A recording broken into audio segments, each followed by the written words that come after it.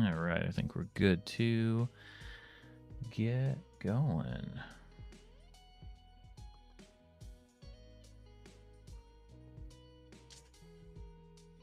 Hope everybody's doing well. Hey, Construct, how's it going? Little lunchtime daily today. Yesterday's meet cute. Today, who knows? Get the right pen. Get the right pen in hand. Do some damage here. So, 10, 16? Yeah. I don't know why I check as though fighting the Google print. Oh, that's fun. All right. So, we'll use the prompts at the back of the book here. Let's roll for 1. Let's see what we're going to come up with. Whoa. That is a 2. Oh, that's exciting. 2, it's actually split across the binding. Artful ways. Artful ways. I'll tell you the first thing that comes to mind, and maybe this will be an avenue we can go down. We'll see. One of my favorite parts of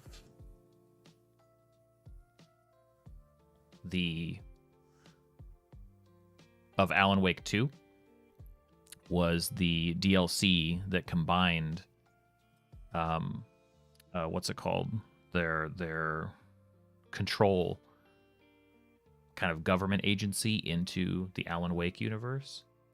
And the way they did that was by having this sort of like research base that was built in Bright Falls. It wasn't where Jesse was playable. You actually played you played a different agent entirely.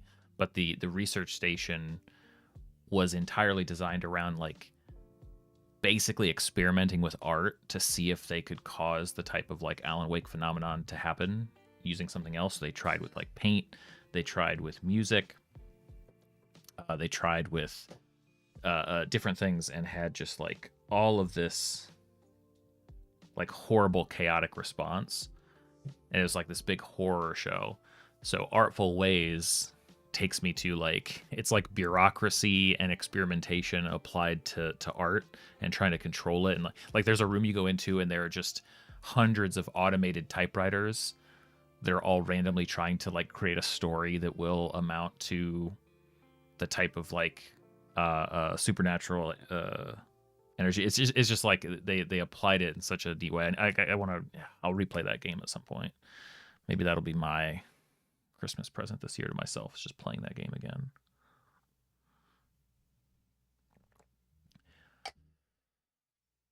So Artful Ways could be something horrific like that. Different ways that art can be, you know, scary or dangerous in a game. What else?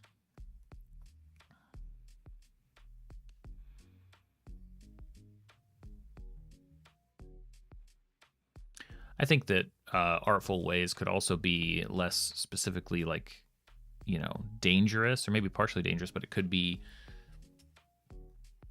we always say this, like bards don't have to just be musicians. There are lots of creative ways that, you know, we could sort of reskin a bard. It's not really an encounter, but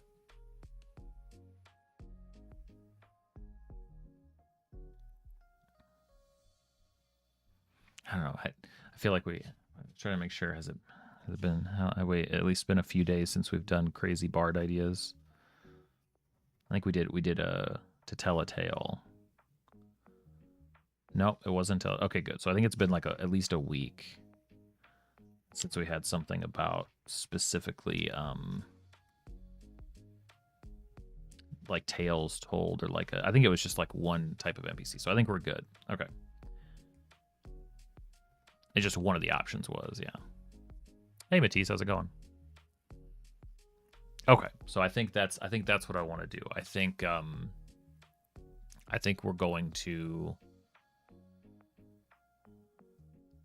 I think we're going to make... I think it's going to be an art show.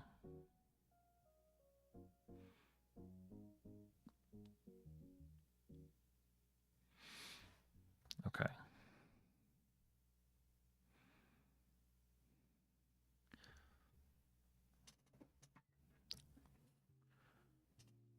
The actual prompt was artful ways. I think I just got there.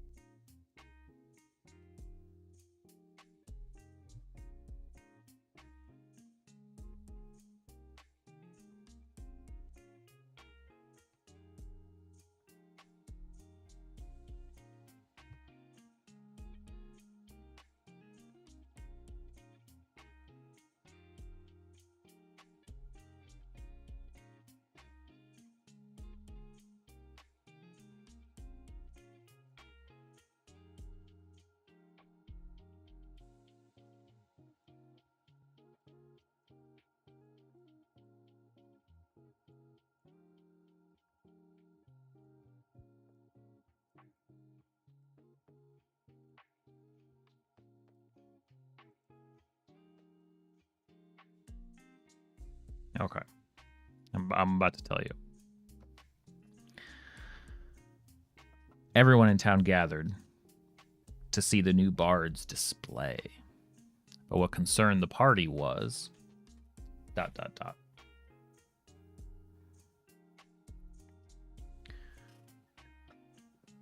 So, what does a troubling fantasy art show... What does it look, sound, smell, and taste like? I think that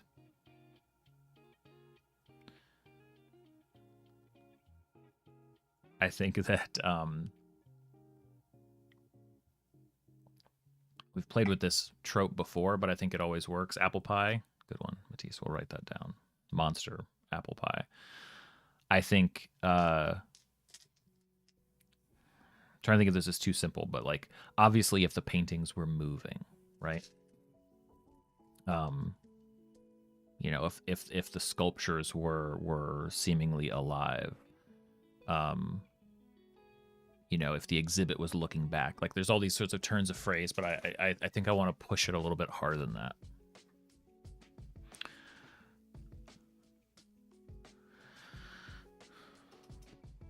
No, that's fair.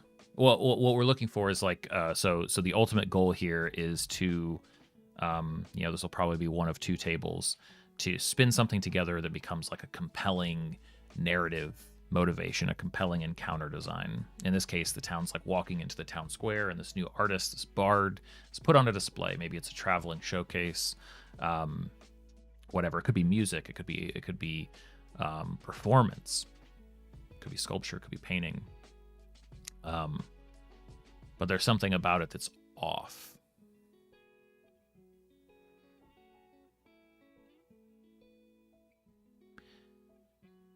It could be yeah, it could be wax. It could be wax sculptures.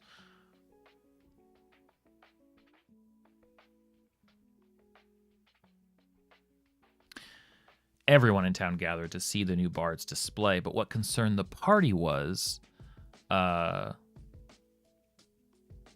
maybe the party sees nothing. Maybe it's like an emperor has no clothes situation. I like melting paintings though. Okay, we'll start there.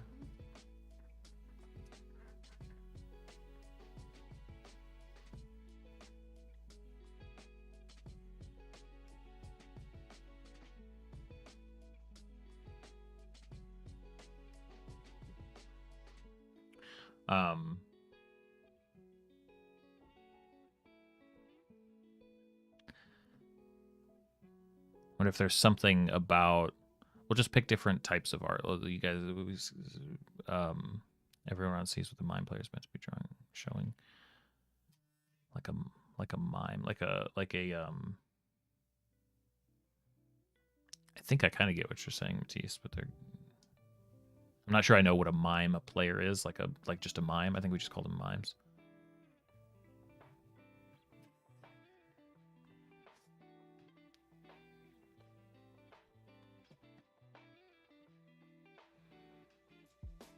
So I really like okay,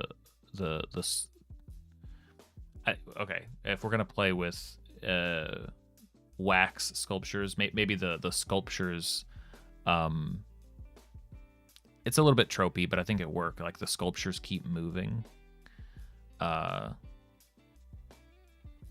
or is that the way that I want to phrase that? The sculptures. Maybe the sculptures keep moving. That's good, I think.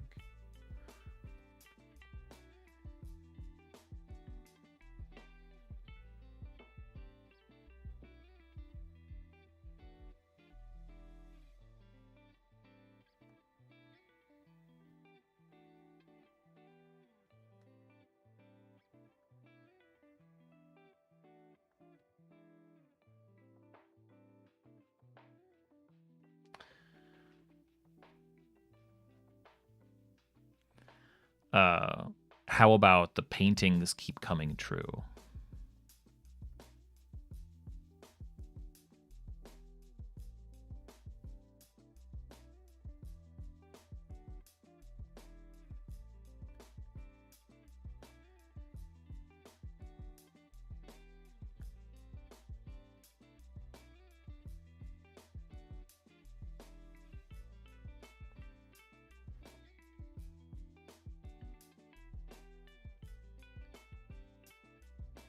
Yeah, exactly, Matisse.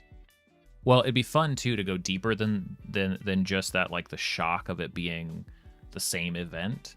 It would be interesting to sort of force the party to grapple with, is it predictive, or would that have ever happened had the person not painted it, right? Especially if a bard is like painting and placing things around town, and it's like, wait. This could be fortuitous. This could be, or this could be that they're seeing the future. But if they didn't paint it and put it there, then maybe that wouldn't happen. Like I could see that being. It'd be interesting to try to turn that into like quest hooks, right? To sort of explore that. Yeah, exactly. Like, what if they keep painting? It's an ominous, like, the end is near. Like the giants are coming over the mountains. The end of the town. It's like, what if you just stopped painting it? Like, what if a party had to choose sides, right, between those two? That'd be really interesting. Everyone in town gathered to see the bard's new display. But what concerned the party was they saw nothing. The sculptures kept moving. The paintings keep coming true.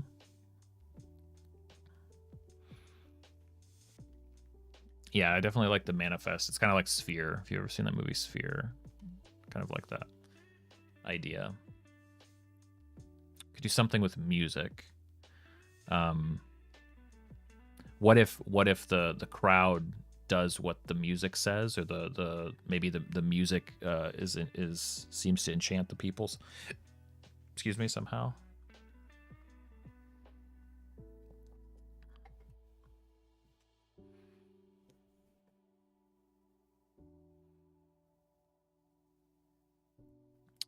The crowd does what the I like the puppet. I like the puppets. Yeah.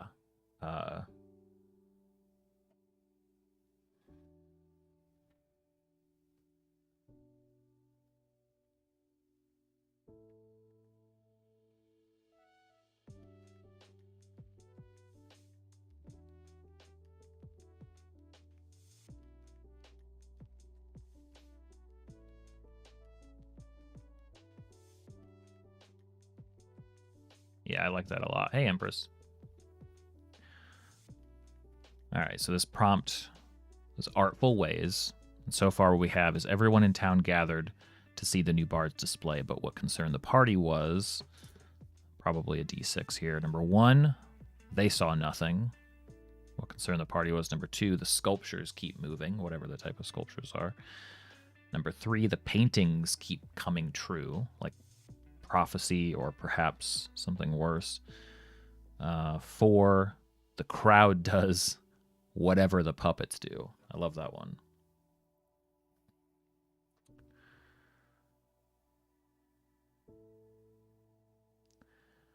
Or there's like a demon in the puppet show that eats it.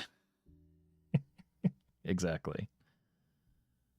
Okay, so we've got okay, so still missing music. I like the puppets controlling people more than the music. But the music is what is the maybe I eject the idea of the music controlling anything. What could be, maybe it's not about the content. Maybe the music doesn't control.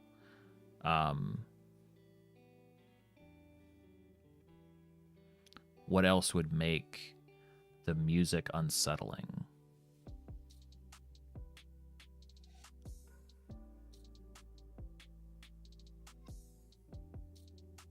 It's hard when I'm taking away all of the good options. I'm just trying to push it. I mean, it could attract, perhaps. It could unsettle. It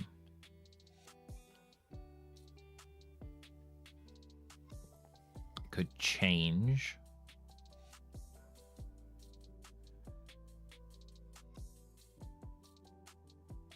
We've already used the day-night cycle ideas before. I like this. Okay, music is vibrations in air.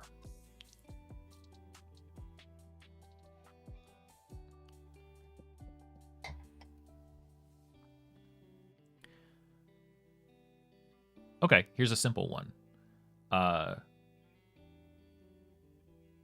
The music, it's unclear where the music is coming from. That would be an unsettling thing. It's like, actually, there's nobody playing any instruments. I think I like that. That's like a curious thing that nowadays we just be like, oh, there must be speakers somewhere or whatever. But like in our worlds, that would be a bigger deal.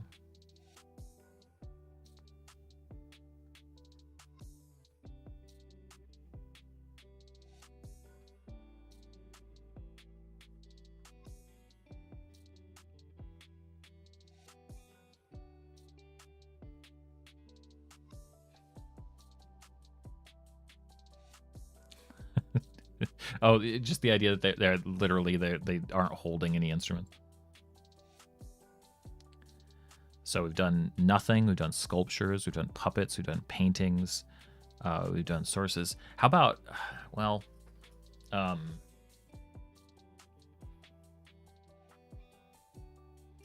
bards can tell stories, right?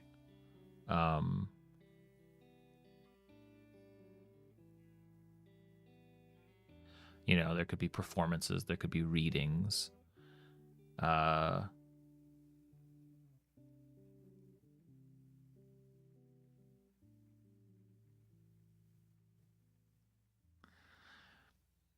about every story seems to be about the party or somebody that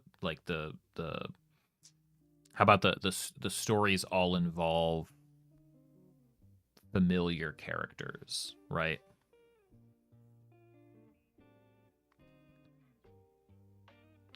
Yeah, the stories use familiar names. Every story uses familiar names, or maybe just the stories are familiar. Maybe just the stories. The stories are familiar. I'm trying to keep it pointed but flexible.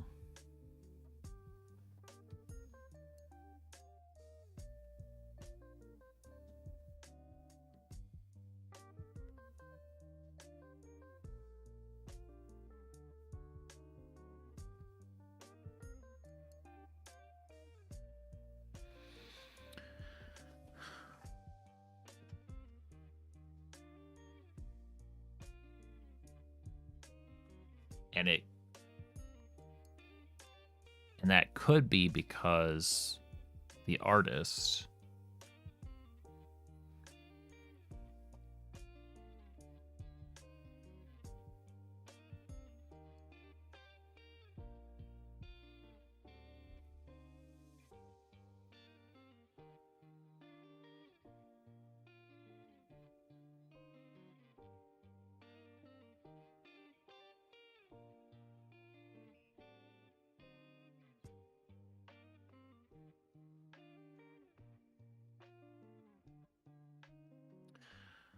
What is it about the artist?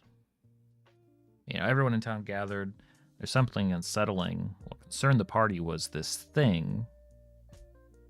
Could be because the artist, I'll take the easy hit from the beginning, has been dead for years.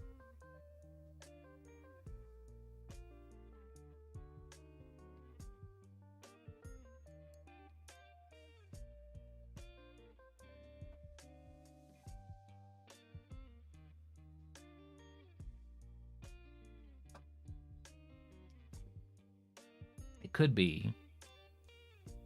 Everything's... There's some concerning things. It's not too great. It could be because the artist is Fae. A little bit of Fae profiling. My game's not beyond that. It happens from time to time.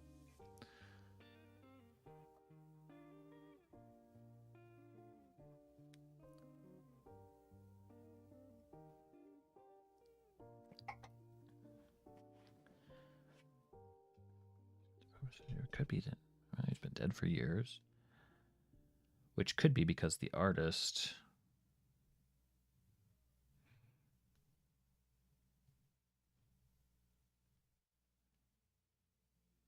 I mean, yeah, they catch a bad rap. It's true. The artist is being controlled. I was thinking, yeah, the artist you know, certainly the artist could be a vessel, could be a conduit. I had something else and then I lost it. Hold on. Dead for years.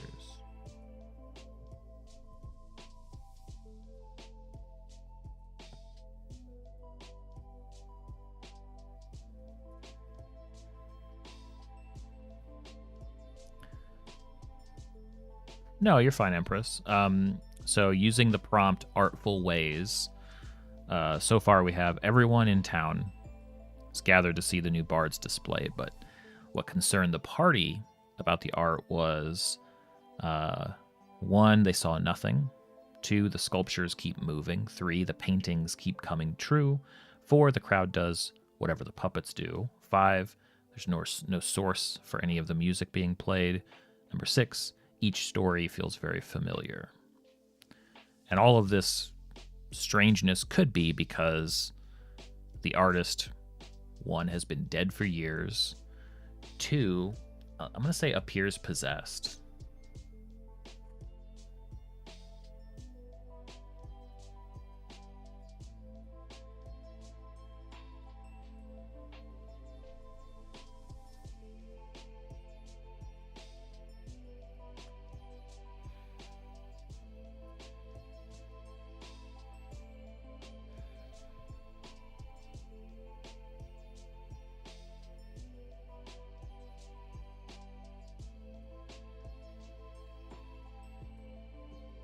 The artist could also be like a master illusionist.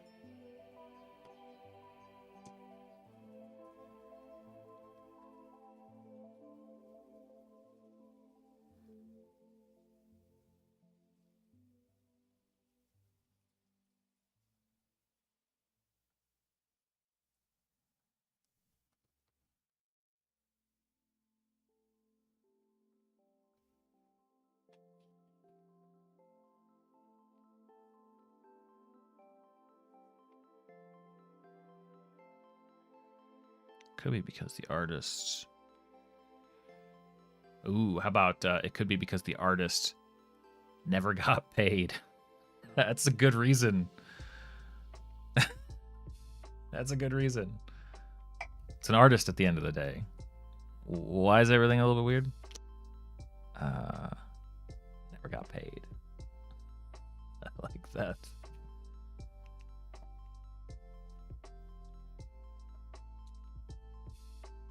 Do I want?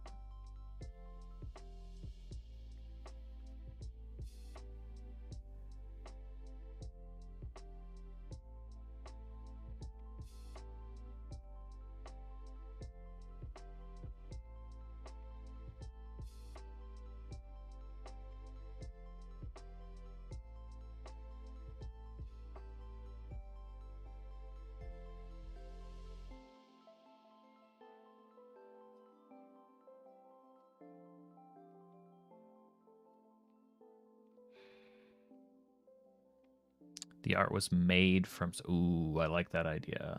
That's a great idea.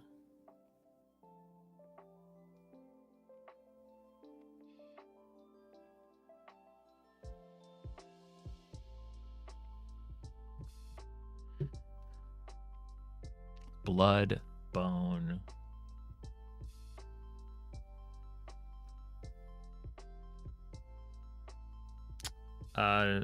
Yeah, the second, it says, so everyone is gathered to see the board's display. What concern the party after all of the concerning things, which could be because the artist, 1, has been dead for years, 2, appears to be possessed, 3, is a master illusionist, 4, was never paid, 5, is some version of, yeah, the material for the art, like it was all made from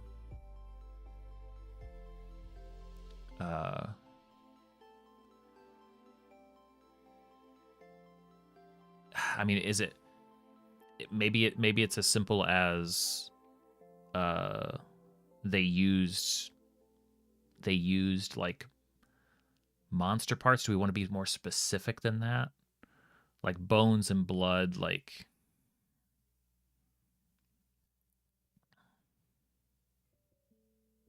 they used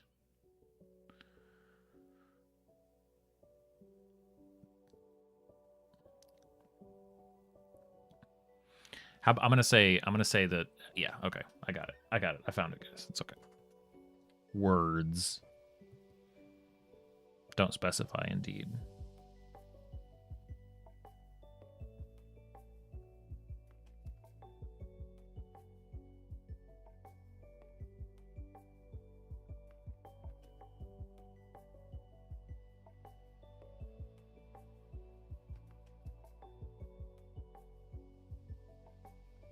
Made it with bones and blood.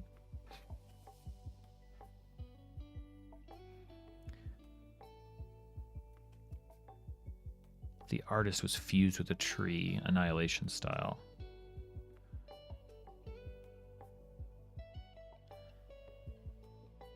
It could be that the artist... Like, is there... I wonder if there's a way to make it like a group effort.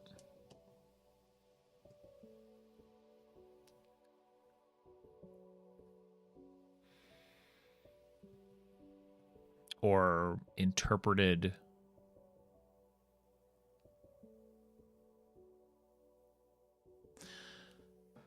Yeah. It could be because the artist let everyone in town help.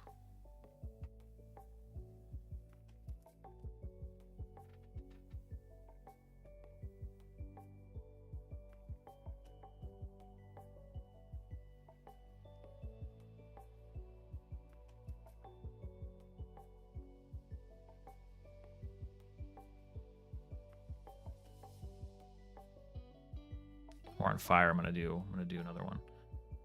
That was 6. Let's do we can make an 8. Yeah, spell gone wrong. Could be because the artist hasn't slept in weeks. It's not bad. Could be because the artist is plagued. Terrible dreams. It could be because the artist just, hey, they just, you know, it was a commission. It's because they were paid. Before the other one was that they were never paid. Maybe that's why the crazy things are happening. Maybe it's because they're just doing what they were paid to do. It's just following instructions.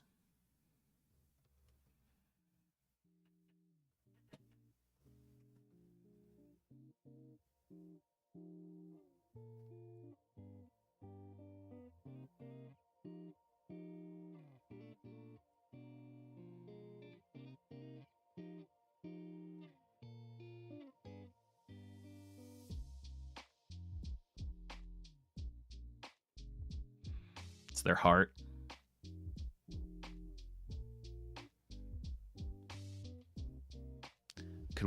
Would this be enough? It's because the artist put their heart in it.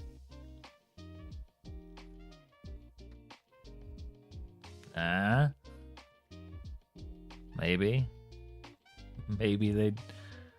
Well, you could interpret it that way.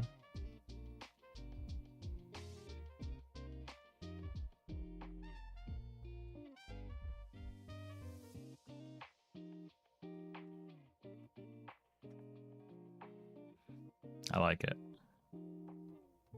I like it. Gosh, what are we, Thursday? Already?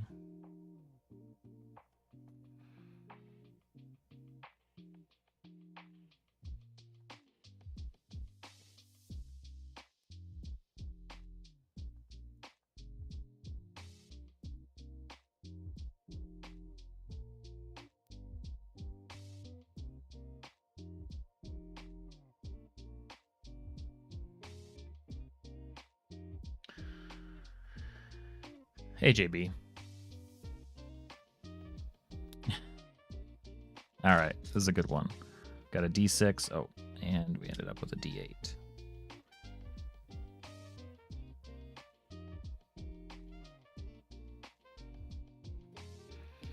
D6 and a D8. Let's roll a couple. I have a feeling I'm going to like these outcomes. Really? No D8?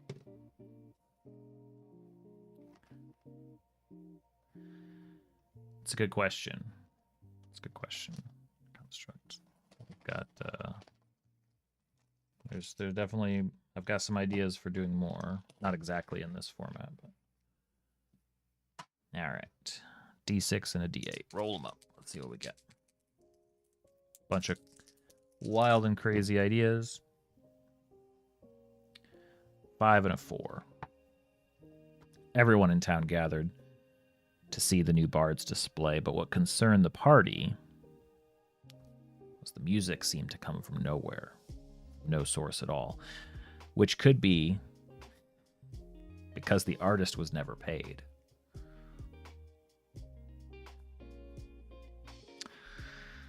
Well, we did hire a band.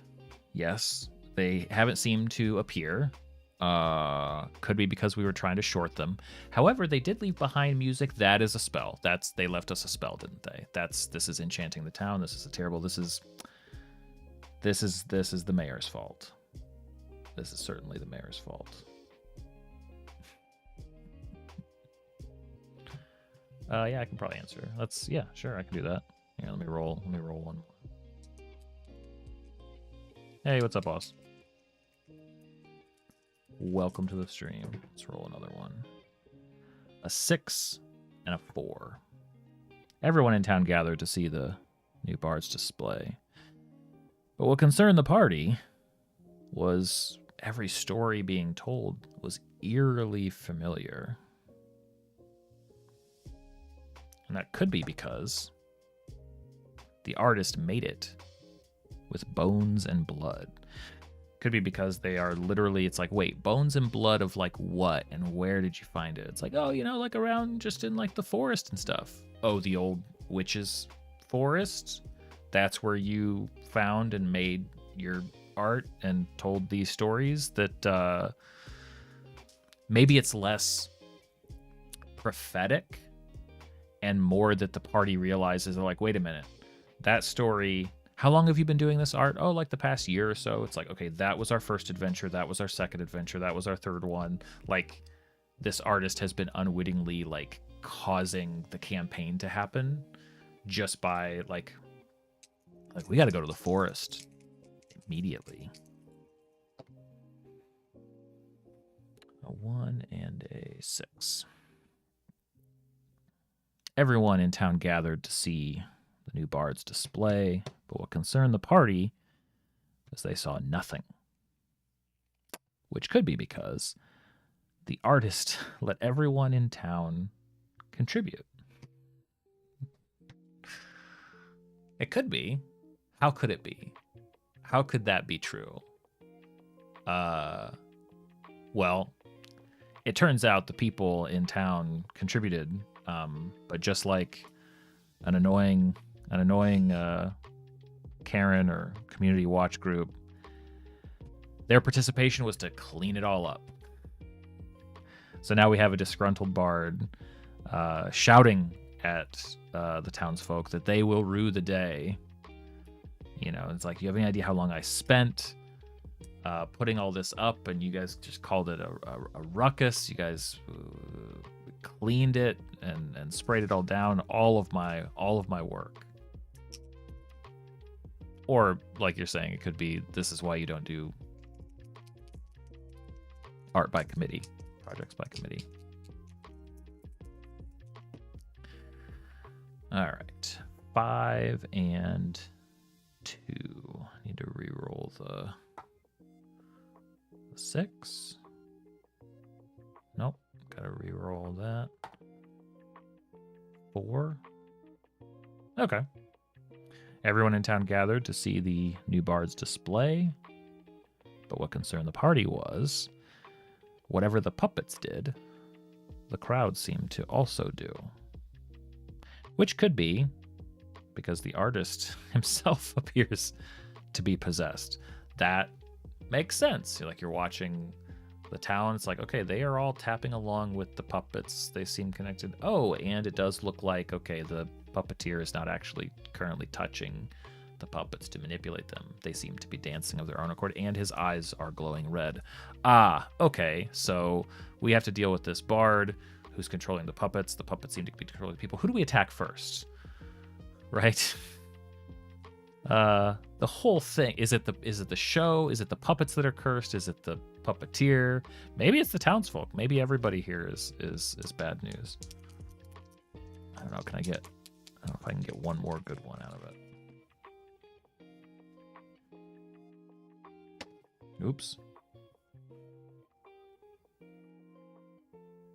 Everyone in town gathered to see the new bard's display, but what concerned the party was the paintings keep coming true, which could be because the artist put their heart into it.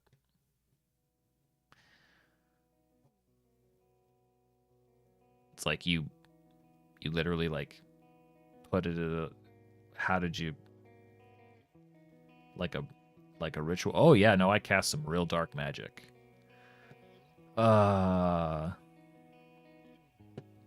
Or they literally put their heart into it. This is their life's work. It's like, wait a minute, you painted that. What was the date that you painted that shows the castle in flames? It was 16 or 17 years ago. And that just happened last night. This is your life's passion. This is the work that you...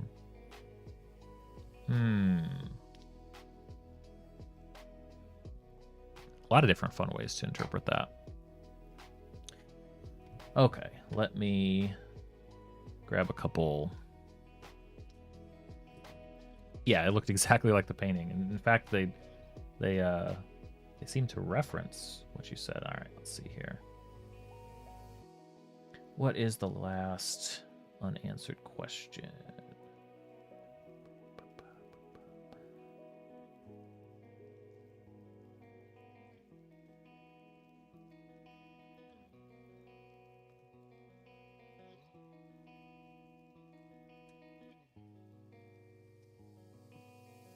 Okay, so Gibson asked in Discord, why do you prefer homebrew versus pre-established worlds? Maybe with a minor tweak. But I have strong opinions about this. Yeah, well,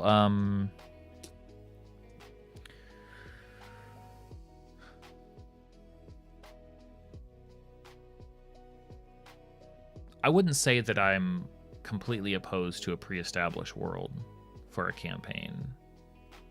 You know, I keep creating my own because then I can mold everything. I don't have anything binding me in, but I've run things, maybe not entire campaigns, but I've run for pre-established sort of storylines before. I've run a one-shot for Harry Potter. I'm have ideas for kind of dabbling in other spaces, but that was really because there was an opportunity to like engage some people that wouldn't otherwise normally play D&D. But outside of a one shot, it's never been Toxic an IP in a full campaign. No, but I think I would. I think I could. Because I think it'd be really fun to try to, what I did with the Harry Potter one shot was to sort of extend the canon without like disrupting anything. Like it took place at the end of all the books at the time and sort of just became like a complement on top of everything. It'd be fun to sort of find unexplored sort of nooks and crannies in an IP and explore that. But that's, in order for me to do that Harry Potter game, I had to read all the books, right? I had never done that. So I over the course of a month while I was prepping, I was also reading and just kind of like diving into all that lore so that I could make something out of it.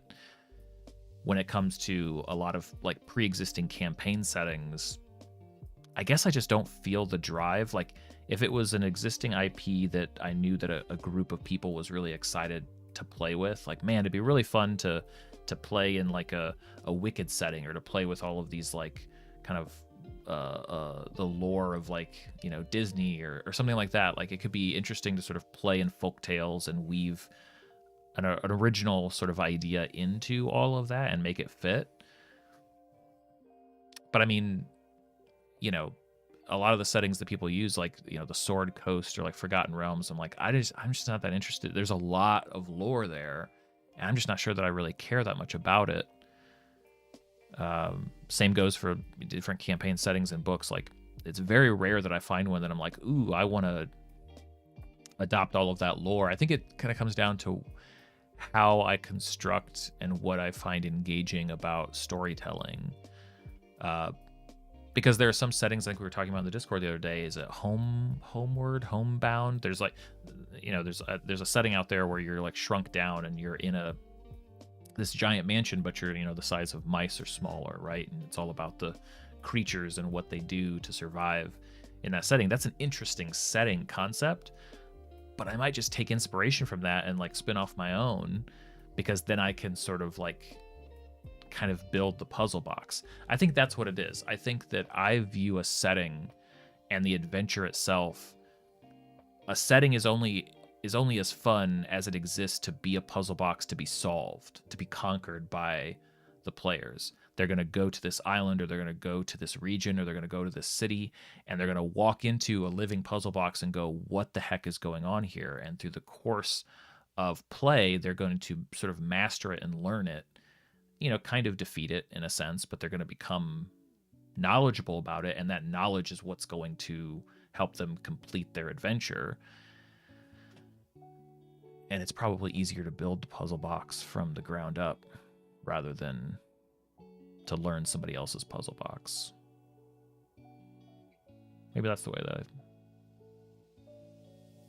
that feels true to me. Maybe that's how I feel about it. Could be.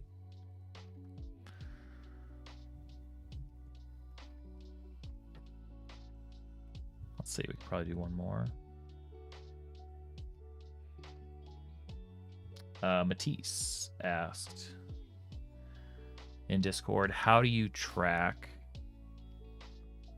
the in-game time, morning, afternoon, evening, night, within your adventure campaign, in and between sessions? So I have a calendar that I maintain for my groups. It just exists in like a spreadsheet that I kind of jot stuff in. And that's broad strokes, right? Because I've yet to run something where the passage of time matters beyond the gist, right? It's like, it's been about a month, it's been about a week, it's been about how long. I like to keep track of it because I like to have that kind of grounding.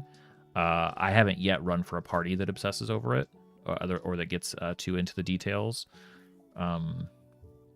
So tracking it like in game, and the passage of it, I think that I generally hand wave it most of the time. I can certainly imagine the adventures and the things that I could run where that would matter, but I just haven't done that yet. It feels a little bit more like survival based. You know, we track days, and like, okay, if it's a long rest, that takes you guys into the next day. And that can increment things and move things along for other events in the world sometimes, but I mean, to put this in perspective, like most recently, the time-based adventure that I've put into a game is, or not even time-based, but the way that I dealt with time I've got a campaign that's nearly finishing. The players are all like level 16, level 17, and they're basically on track to finish the campaign, to go fight the big bad and wrap things up. But there were a few ideas that we never got to really deal with in the campaign, stuff that I wanted to do. You want the hot glue gun? You want the Ulfa blade? Some kind of Ulfa blade emergency?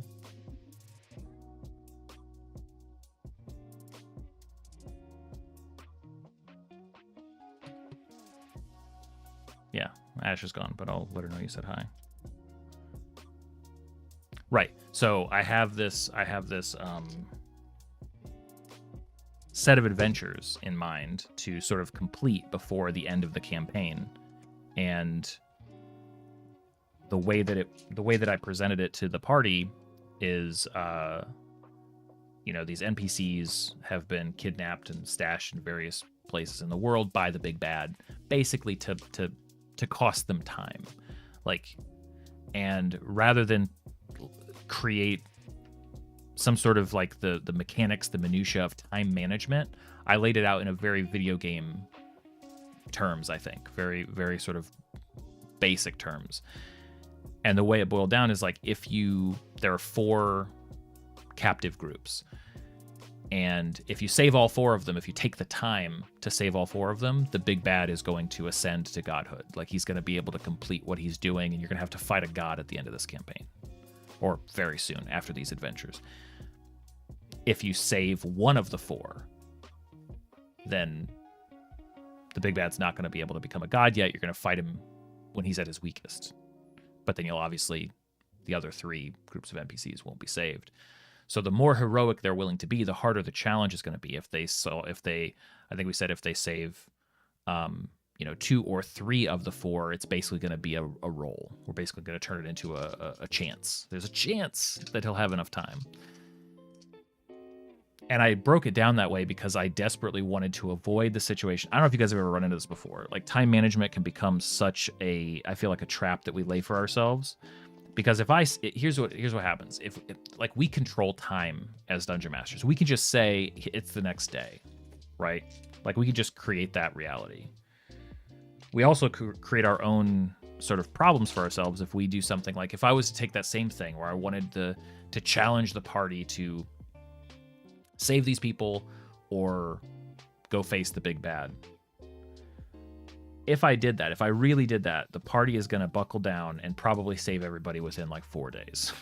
I don't know if you guys have ever run if a group is tactical, if a group has lots of magic at their disposal, if they're motivated to save time and travel quickly and do things, they're going to strategically, and I wanted to avoid that like crazy. That wasn't the point. The narrative of, if I gave them a date, if I said, hey, that in 10 days, the big bad is going to become a god. In the meantime, though, there are these 4 different NPCs that need to be saved. They'll break it down hour by hour, and now we're going to be arguing through these adventures about, like, did that take an hour? Did that take 30 minutes? Like, can we shave that off and maybe it's only 5 minutes? And then, okay, then we turn around, we teleport over here. They're going to be skipping conversations. They're going to be zipping through as much as they can, blowing holes in castles to enter. Maybe that could be fun and interesting if I designed it that way from the get-go, but that's not how I really wanted to approach these adventures. So It's a long way of saying time is very fungible in my campaigns. And I think I hand wave it more often than not.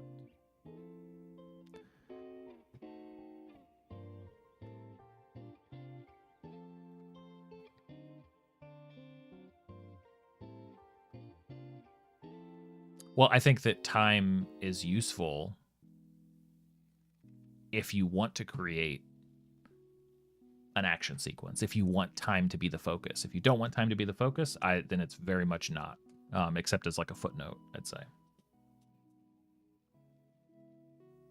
But there are lots of good ways to do it. That's just how I've done it so far.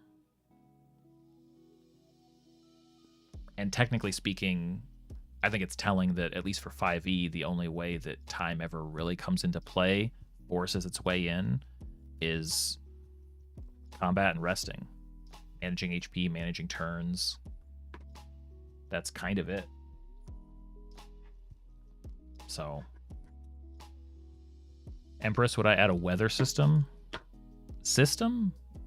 I'm not sure I would ever bother. There'd have to be a really compelling reason. I think if I implement a weather system, that means that I've come up with some interesting puzzle that's going to be weather related. Same thing for time tracking, I guess. Like, something's going to matter. So if I had a good reason, but I think otherwise, yeah, I could do that, I guess. Maybe I should do that kind of stuff more. The thing that I'm sensitive to, though, whether it's time, weather, travel descriptions, any sort of descriptions that feel like they don't really matter all that much. I don't want to. I don't know. Maybe I'm too nervous about people growing bored of just saying like, okay, so like the way that like we imagine like Lord of the Rings travel, and people are walking and walking and walking and experiencing the rain and the snowfall and the seasons. And oh, it's cold. You better bundle up. Like, I'm just not sure what that just feels like. Kind of spinning tires at the table a little bit. Construct, you know why Matisse asked about that in your play-by-post game? You're jumping around multiple time zones, and he was dealing with us versus NPCs having long rests. I mean, the basic rule of thumb, right, is that a long rest should only end a day. Like, you can only do one of those per day. If you're going to do them, you're basically jumping into the next day by however many hours that requires. That's kind of how I do it. But like I said, I try to not make, and it goes both ways. I try not to impress upon players like the importance, the vitality of like the exact passage of time. And I kind of look for the same from them. Like, these things don't really grind into each other that way. But I could think about that. I could see running a game a different way. It'd be fun to brainstorm sometime. Like, what would be an adventure? Here's the way that I would phrase it to myself, I think. The prompt that I would give. What is the way to run a campaign, or even a one-shot? Well, a one-shot I have an easier answer for. But what's the way in running a campaign where time would be a vital?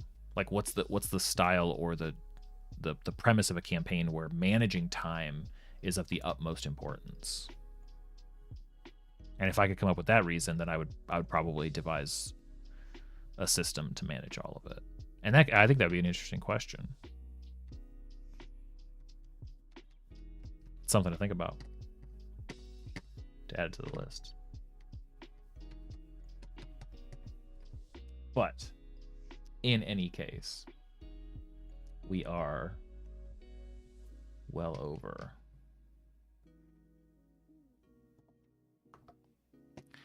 How do I deal with people that try and make it seem like it's the DM versus the player? Is that just a given in some sessions? Seems kind of annoying at times.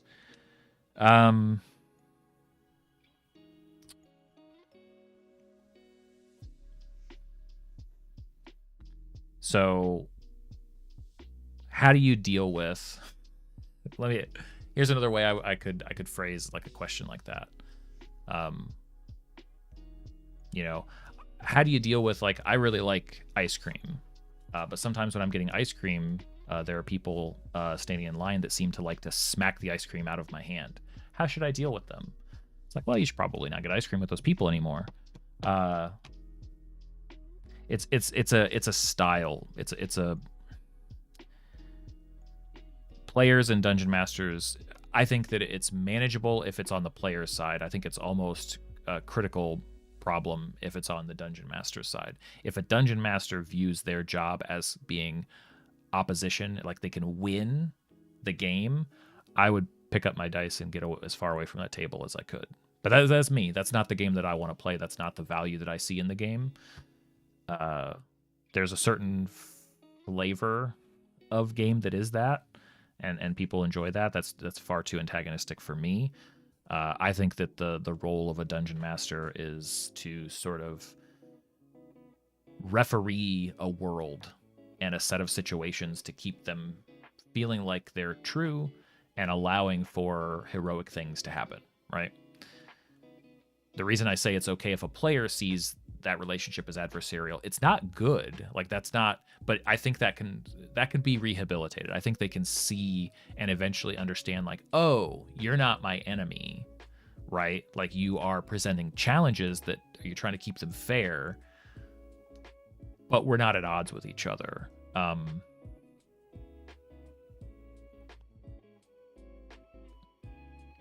It is very annoying. And I guess if players feel that way, like the false positive could be that if the dungeon master is presenting a big challenge, is role playing as the villain, is doing things that seem evil, like, well, that's also their job, right?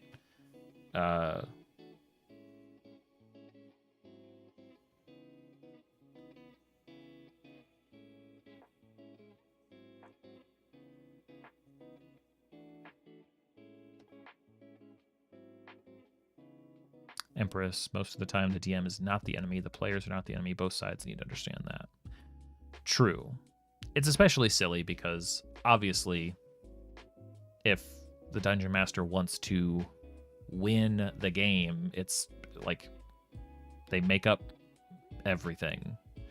Oh, you open the door on the left, it explodes for 100 d12 damage, and I'm sorry, but you guys are all dead. I win. It's like, was that fun? Was that interesting?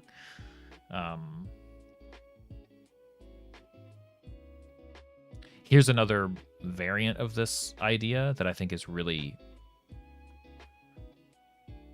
My players have done what I'm about to say, and I don't hate them for it, but it's one thing that I wish... I think every table should strive to move beyond this, and here's what it is. If you as a player group or you as a DM, if you've ever experienced this where the players want to plan like away from the dungeon master, like they want to, like, we're gonna have like a separate conversation, we're gonna text each, we're gonna talk in this other channel, we're gonna go to the other room, we talked beforehand, so we've got our plan laid out. If you to me that feels sort of like it's like not trusting your significant other with your bank account information. It's like you're willing to have a relationship where you can't trust. If you are playing with a group of people, players or dungeon masters, but if you're playing with a dungeon master and you don't feel like you can trust the dungeon master to separate their knowledge of what the players are plotting with what they are going to do in the game, that's an issue that should be resolved. That's an issue that should be worked on, right? Like I can understand it's difficult to put certain things out of your mind once you hear them. And it's not the dungeon master's job to counter every idea that the players have. That's false entirely. But just that idea of like, okay, we have to somehow, plot secretly. We have to keep these secrets because otherwise, that's our best chance, is if we surprise the dungeon master. It's just not it's not great, in my opinion.